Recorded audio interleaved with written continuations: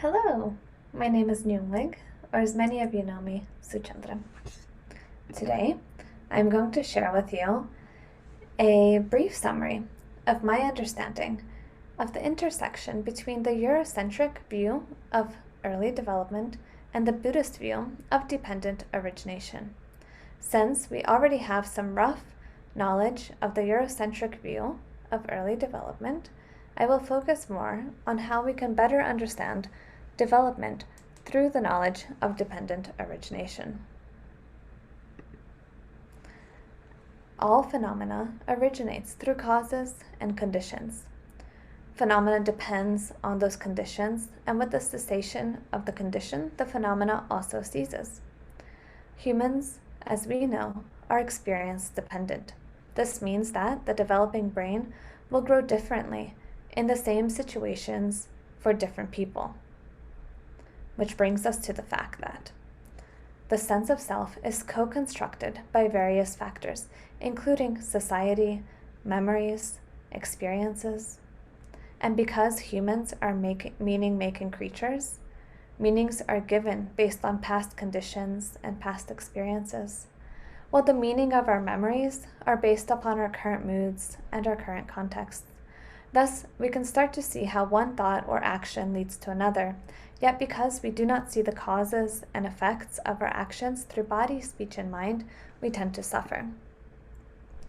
When we look at dependent origination and identify suffering as being caused by ignorance, we see how the complete cessation of suffering comes about due to the complete cessation of ignorance, and consequently, the cessation of each link, one by one. As we can see here, there are 12 links. So when we give up the thirst for the next thing and fully be with what is here now, we experience contentment. Through contentment, one no longer is driven by craving, and consciousness does not get stuck in longing. Ignorance is the solid beginning to the chain of dependent origination, and due to ignorance, formations of body, speech, and mind ripen. These are volitions of past karma. They can additionally include the present karma, which means that the nature of ignorance gives rise to volitional activity.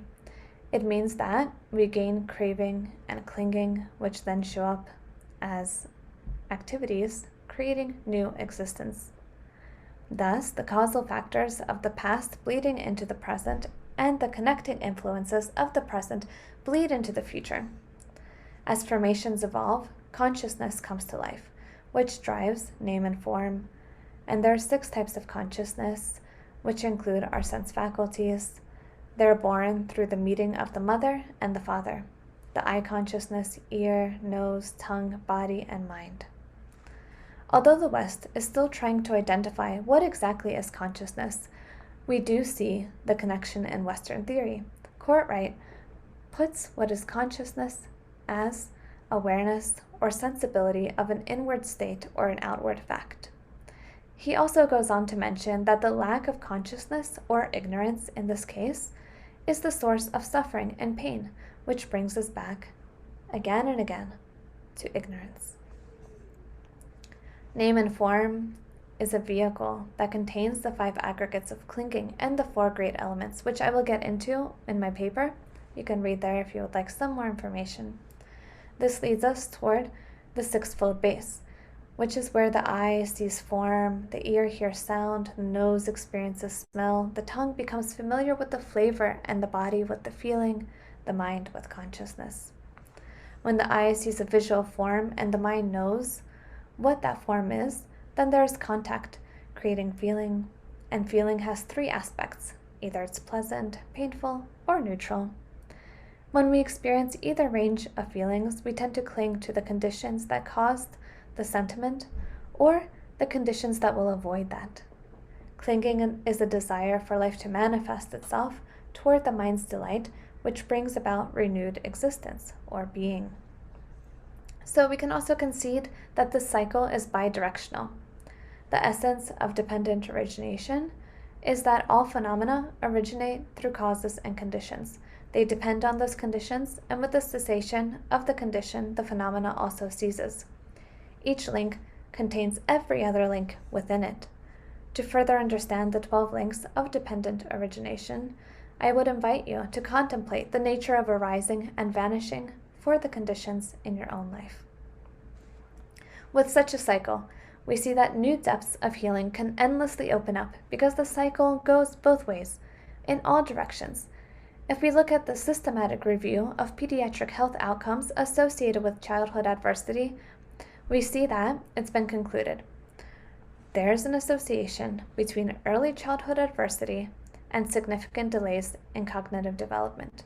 With maltreatment, we can expect a child to have delay in cognition by the age of 4. Cause and effect. Can you imagine the amount of habits that we accrue based upon early development, not to mention our preceding years? All because of what has happened to us, the memories that we have built and stored.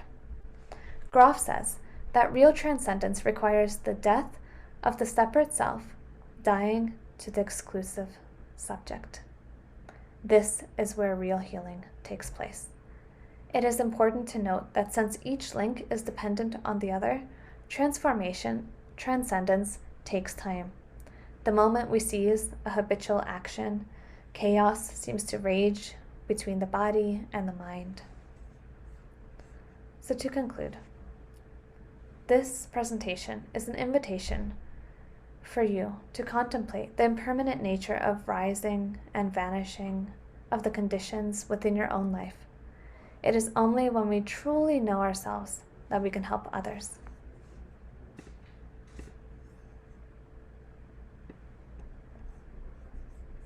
Thank you.